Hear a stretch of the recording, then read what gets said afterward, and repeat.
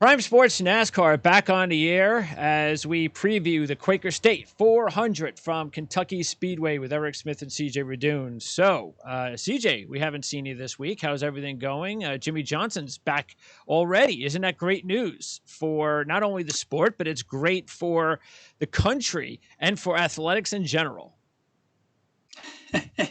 Yes, for sure. It was surprising that he came down with it, and probably even more surprising that he passed the protocol to come back so quickly, having to pass two subsequent tests with no infection. I wouldn't have thought that would have happened within a week. And sure enough, it did. We got word that he's passed and cleared and he's ready to come back racing. Unfortunately for him, last week was the first race that he missed his entire Cup career. So unfortunate timing in his last year, but it seems like, for whatever reason, luck's been on his side most of his career. For whatever reason, this year is definitely not. Well, luck was not on your side last week in fantasy, CJ.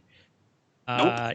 You had 4 of your 7 drivers involved in accidents. And this happened to be the last triple points race. Just when you had made your comeback on me, and just as you had just passed me for the week, the triple race came out, and all your 4 of your drivers, including your top 3 drivers, didn't finish the race. I don't think they finished the race. And I think you accumulated 15 points among those 3 drivers in a 3-point in a triple point race. So you had less points in a triple point race than you would have in a normal race with normal points. Yes. So and then of course I was the recipient of Kevin Harvick getting the win, which helped me in fantasy to regain the lead. But it did not help me in my win streak, which ends at 7, as Denny Hamlin, I guess he blew a tire late with the lead. That puts you back, at least in the winner's seat too, Eric. You needed that one. And especially it helps you out because neither one of us had Kevin Harvick. But yeah, I mean, Denny Hamlin, if Denny Hamlin would have held on to win that race, I think my account would be up to $500 now. And now it's down to 2, and I got to sweat out whether or not this is the beginning of my own losing streak. But this is what happens. You never know when this type of end of a race will occur.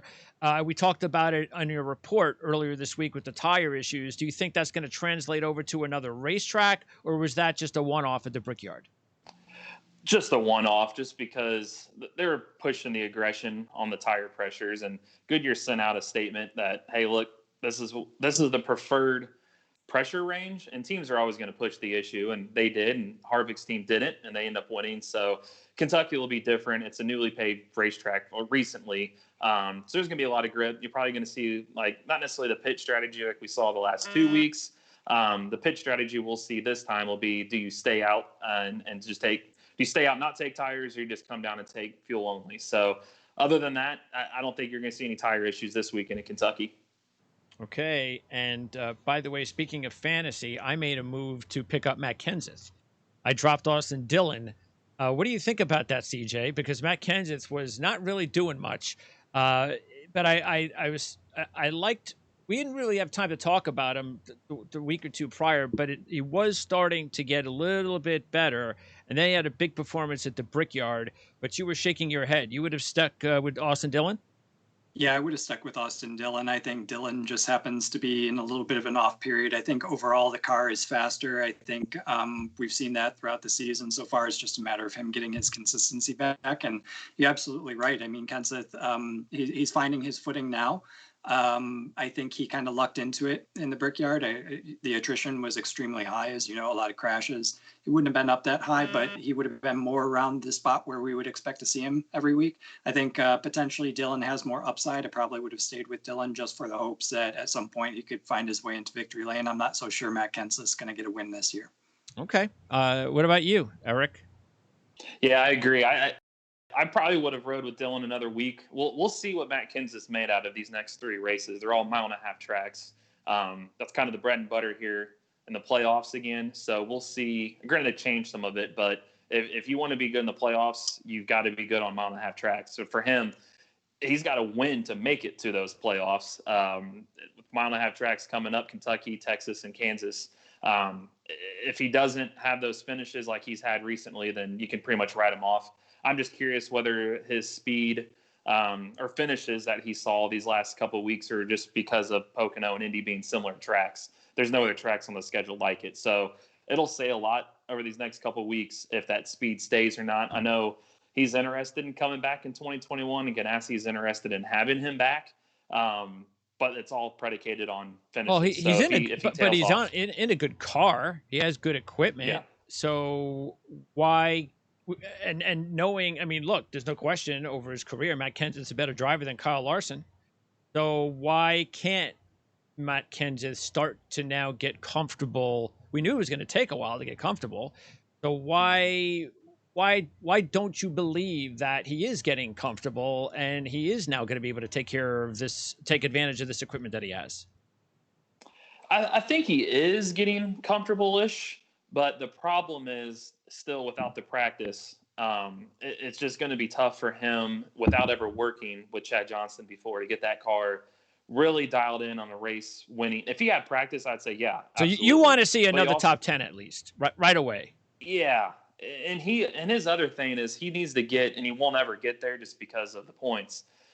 We're not qualifying, so the top 12 is really the key of winning these races, and he's never going to start there.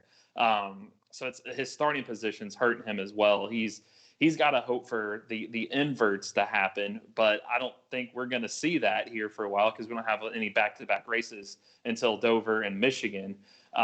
Those might be his best shots to get that win and to be the second races in the invert format, but starting on points, he's just not going to have the starting spots to really thrive on that. Plus, he's going to need to use strategy to get to the front, and they don't have the practice time to get that car dialed in to do that.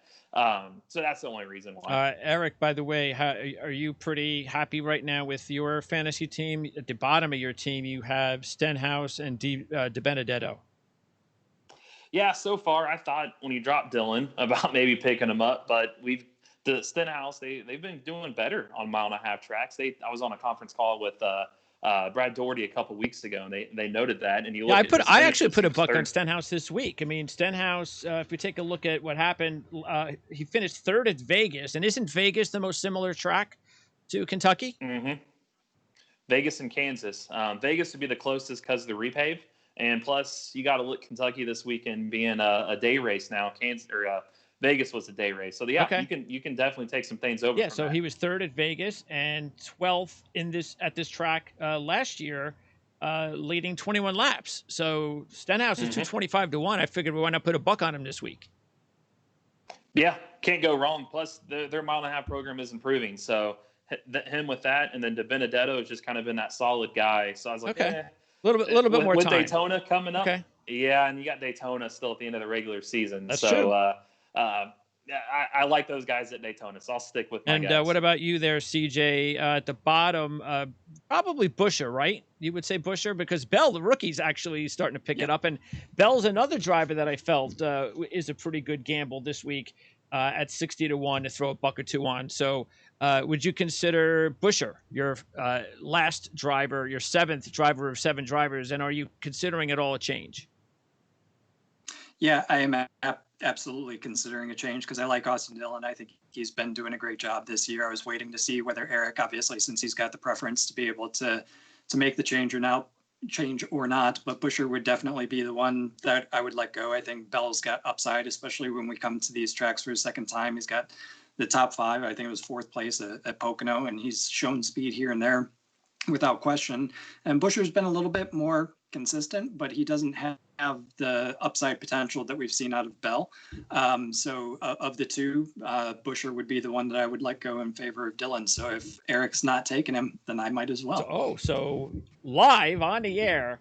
There you go. I was going to say breaking news. All right. So you're going to I'll make sure I make those changes properly before the race. So Austin Dillon for Buescher. That's the first change this year on your fantasy team, CJ. Well, yeah, after you have such a terrible week last week with everybody crashing out, you got to do something. That's right. You got to show everybody that is unacceptable. You got it. Okay. Not going to take it. All right. You're benched. Okay, now let's talk about the race this week, the Quaker State 400. And this is the 10th race ever. One race a year since 2011. Chevy won last year with Kurt Busch. It was the first time ever that Chevy won a race, which is interesting. Toyota's got 5 wins. Ford has 2 wins. As you mentioned, a 1.5 mile trioval. And so they have raced at Kansas already? Okay, No, so they have Vegas not. is the most similar race that they've already raced this year. So that's the one to keep an eye on for any past performances. That would be the one, the most similar. And that was the second race of the season, correct? That's Okay, correct. 8 of 9 winners started in the top 10. 6 of 9 started in the top 2 rows with 3 pole sitters winning. The last 4 winners started first, second, and fourth. So it's important, but once again, because of no qualifying and real practice and qualifying, we don't know how much that will be, how important that will be. So tell me, how important do you think it is to start up front at this track? Or based on the changes, it's not really going to matter as much. And if you start 10th or 12th, if you have a fast car, you'll win. I think if you're in the top 12, you're good. One's because the owner's points, they're going to reward the top cars of the season, and there's a reason they're there. So I think it's going to make it even harder to pass through the field because those are the top guys. But just be like Indy. I think your top guys are going to find their way to the front anyways. And they're all right there up in the front. So I think it'll be that way. I think starting spot, yes, it matters at Kentucky. But I think you can. But it's not the go back Brickyard in Pocono. No, they'll I be able mean, to nothing's find as their way bad to as the that. front. Yeah. No, they'll find their way there. But I do think it does hold some merit that the starting spots, and you look at the guys right now who's starting there. The draw was last night. Kyle Busch, he's good at Kentucky. Granted, his speed hasn't always been there, but you're going to give him clean air up front. What is the starting lineup?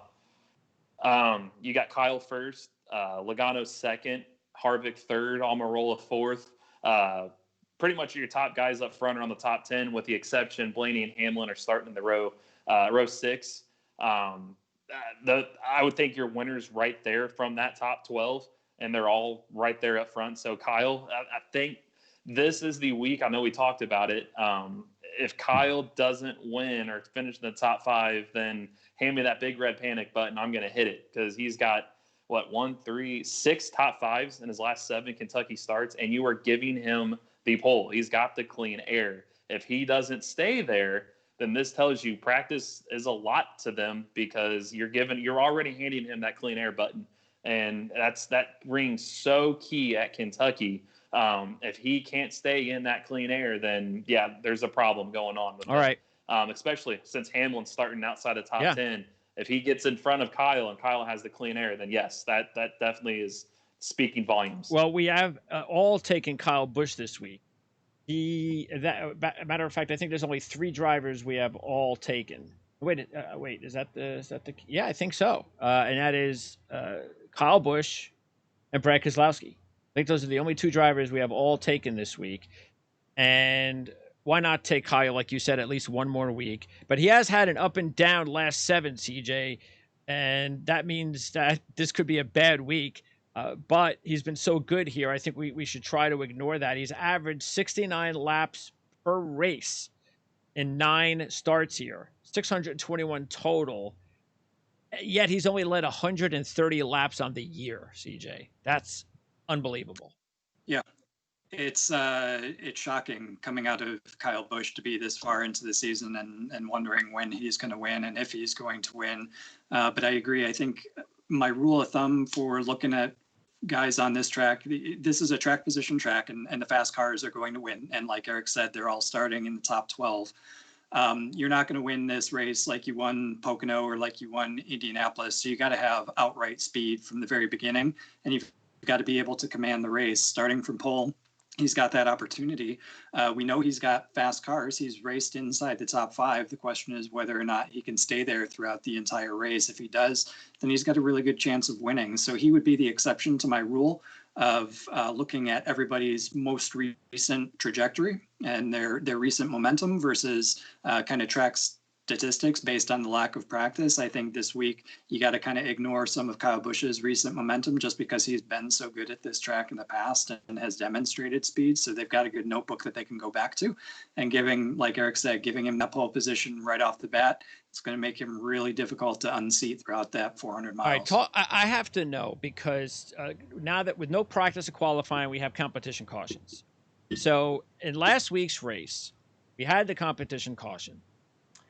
And I tell you, and because I didn't have Kevin Harvick and know how hot he was, as soon as he comes in a lap before the competition caution, gambling that there would be a caution at some point between that caution, the competition caution, and the next stoppage, I could not believe, knowing how important track position was, no other driver did the same thing.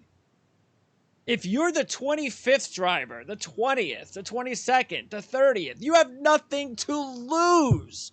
Why didn't any other cars come in? Why was it just Kevin Harvick? That's a good question. I don't know why. Didn't you think that was a great move when it happened? Like, of course there's going to be a caution in the next 30 or 40 laps. Of course there will. Yep. When I saw him pulling on pit road, I knew he was going to win the race. It was over at that point. It was a surprise that Denny Hamlin was in front of him at the end. Go ahead. No, that's exactly what I thought. The guys that won races already this year, what do you have to lose? Like, just do it. I mean, it's Indy. You know there's going to be another caution. That shocked me. I thought, and that's kind of, I think, what Eric Almirola was alluding to last week after that he got that top 5. Like, hey, look, we can be aggressive like that now. We got our momentum. So if you lose a finish because of that, it's not going to necessarily derail momentum because your car is good. It's just, hey, we swung for the fences and we popped out. I mean, it happens. So the problem is you can't do that now with these next few tracks because, like Kentucky, if you try to pit before it, you might fall a lap down. Okay. You might need to take the wave around. So, yeah, that was a missed opportunity for all those guys. Okay. And Harvick just showed they outsmarted. How about tire? Will anybody be able to take 2 tires? Any other strategies that can come into play that we'll see on Sunday? Yeah, I think you'll see 2 tires. I think you'll see fuel and no tires. I think we're going to go back to what we saw probably 2 or 3 weeks ago at this point where tires were a factor still. Yeah, you're going to have faster laps if you've got new tires, but it's not going to be as important as track position, and it's not going to be as important as being able to get off at turn 3 and have that fast lap time. I think those quick guys are going to be out front, and everybody else is just going to be playing for the scraps, basically. Okay, let's go with the other driver that we all took. That was Brad Keselowski at 8-1. And Keselowski has 3 wins here and 524 laps in his career. But he's only led 41 in the last 3 races, which was a little bit of a concern. But, if you take out the one bad race he had during this stretch, he's been in the top 10 through the last few months or the last 8 or 9 races, 4th last week. And again, he's got 3 wins here. I guess we all have a good feeling about Brad Keselowski, Eric. Yeah, he's just been good there. I mean, he finished 39th a few years ago, but he got caught up in a crash with Jimmy Johnson in turn 3, if I'm not mistaken. It wasn't his doing. And then last year he was 20th, but he was aggressive. I think they elected for 4 tires on the last pit stop, where a lot of guys took 2 or none, and they already had a win. They could throw caution at the wind at that point. But if you take those out, he was 3rd, sandwiched between that, and then he won 2 of the 3 before that. So I expect him to be somewhat strong. I think he might lead the Penske camp. Logano just still can't figure out the speed yet. Yes, he's starting 2nd, but Keselowski knows his way around this track. And the other factor, too, is this race is going to be run during the day. In the past, it's always been a night other than 2013. So we could have hopefully, a track that that's like some slipping and sliding. Okay. That would be nice. We'll see what happens. Keselowski's good at tracks like that. So we'll see. Right, I expect that. It's supposed to be in the upper 80s again on Sunday there. So let's see if that kind of helps the racing at Kentucky. Okay. None of us went with Kevin Harvick, which is kind of crazy. But he is 3-1. That's a low number, and that means he would have to win 3 out of 4 races. And this is not the same track like Brickyard and Pocono. So chances are we're not going to see Harvick and Hamlin batting it out for the lead and dominating like those other 2 tracks. Could happen because they're hot, but it's just not the same track. But more importantly, for a driver who's 3-1, CJ, I guess we decided to lay off of Kevin Harvick because he only has 1 top 5 in 9 races at this track. And if you throw out 128 laps that he led in 2016, he has not led a lap in the other 8 races. You got it. Best finish of 5th. This is one of the few tracks he has yet to win on. I think we're looking at a top 10, top 5 performance from him, especially considering how difficult it is to go back-to-back, let alone back-to-back-to-back. It's just not been a great track for him. He hasn't spent a whole ton of time out front, and I think there are other cars that have matched him on speed that have better histories at this track. So despite his recent momentum, I think a couple of guys who are up there with him, like a Hamlin and like a Busch, and even a Keselowski, who've won races so far this year, I think they've got the edge going into it, just because, you know, Harvick's really done not much to speak of other than that 5th place finish 2 years ago. He was 22nd last year after starting 5th. Meanwhile, both you guys went with Denny Hamlin this week at 5-1. I did not go with Denny Hamlin. He has 4 top 5s in 9 races, Eric. But 81 laps in 9 races, not very good. And only 5 laps the last 4 races, not very good. 17th at Las Vegas, not very good. But both you guys are looking more at how well he's driving now. Yeah, in Vegas, too, you got to look at a bunch of those Toyotas were penalized before qualifying for their cars failing inspection. So he came from the back, and I think he was caught up in an incident at one point. But at Kentucky, 3 of those top 5s have come in the last 5 years. And you look at how well the Toyota camp has run there, 3 wins in the last 5 in that same time frame. The best Toyota cars seem to have won, Truex and Kyle. Right now, you could say Hamlin's the best Toyota car, and he's starting in the top 12. I feel like he's going to find his way through the front. The only thing with him that may catch him at the end is that pit call. Does he go opposite of what everybody else does just to get track position? It doesn't pay off. So other than that, I feel like the speed's there. Toyota's had speed there. He's going to be there at the end. I just don't think he's going to have his counterpart, Kevin Harvick, right there at the end battling for the win. But Harvick will be – he's your fantasy play of the week would be Harvick. Okay. CJ, you and I took Blaney and Almirola. Eric did not. Blaney, what I like about Blaney myself, he's had 2 top 10s, a runner-up in 4 Cup races, even though he's only led a lap, but that's okay. This is the best of Blaney this year. And in the Xfinity Series, he has been unbelievably dominant at this track. 7 top 10s, 5 top 5s, 2 wins, and 239 laps led. And I'm willing to think that the poor racing at Pocono and the Brickyard, which is that's just not their track, and move on to another track. Almirola, I'm surprised, Eric, you didn't go with Almirola, but Almirola, I mean, I put heavy on Almirola this week. I know he doesn't have any experience here, what to speak of. I get that, but he's on a 5-race top 5 streak, CJ, and he's 30-1. So we felt we had to capitalize on that. Yeah, absolutely. Almirola falls firmly into the camp of recent momentum. Things are going his way, a lot of confidence.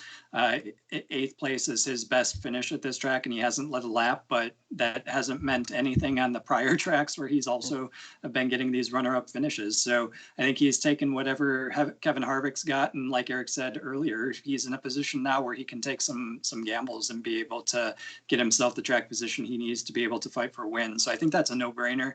You got to go with him. And then Blaney, like you said, he knows exactly what he needs at this track. From the Xfinity Series, he's been great. The runner-up finish in 2018. He led 19 laps earlier this year at Las Vegas. So it wasn't like he was slow there, despite his finishing position. Things are starting to go his direction. He's starting to get a bit more luck. So I think those two make an excellent play from a wagering perspective this week. All right. And then instead, Eric, you decided to go with 2 drivers that, we did not, neither one of us took Kurt Busch. You did. He's the defending champ. I did take Eric Jones. So you went with Jones at 30-1 and Kurt Busch at 28-1. I guess maybe instead of Blaney Almirola. Talk about that quickly.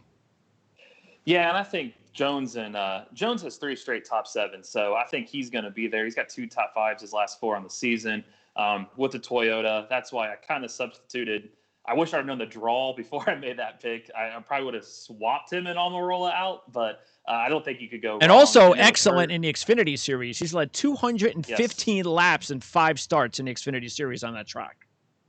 Yeah, he's just good there. He's confident. He's only 6 points out of the playoffs right now, so I think he can come in and still win, depending on strategy at the end. He's not going to get there with a starting spot. He's going to have strategy. But and then Kurt, 4 top 10s in his last 5 at Kentucky, won there last year.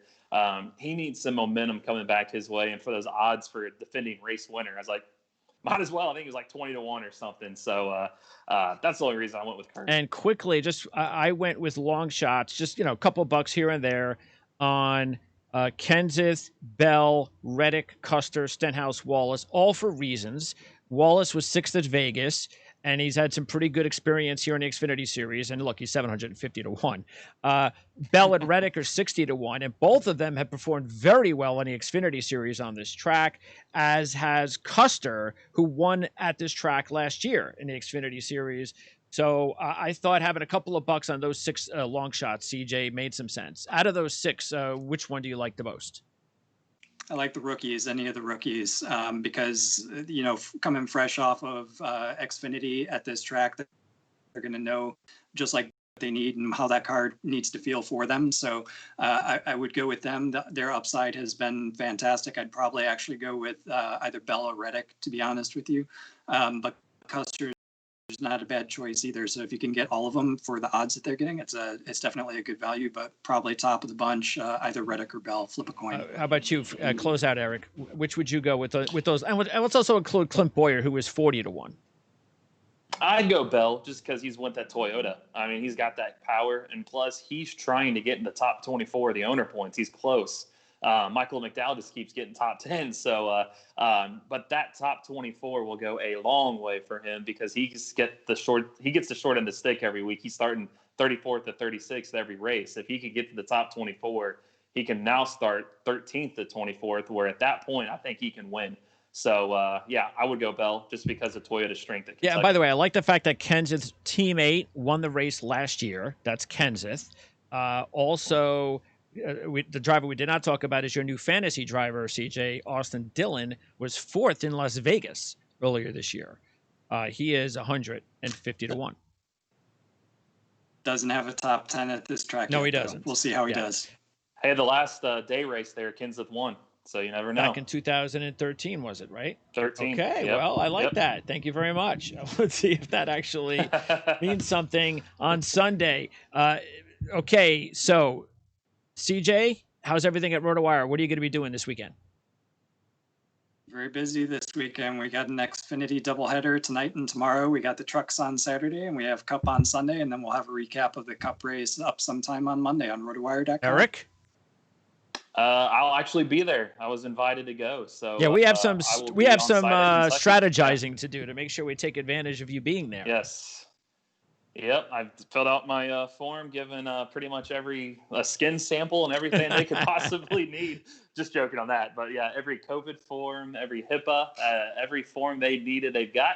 So I will be at Kentucky this weekend, 1 to 12 people in the press box. Thanks, guys. We'll talk to you next week.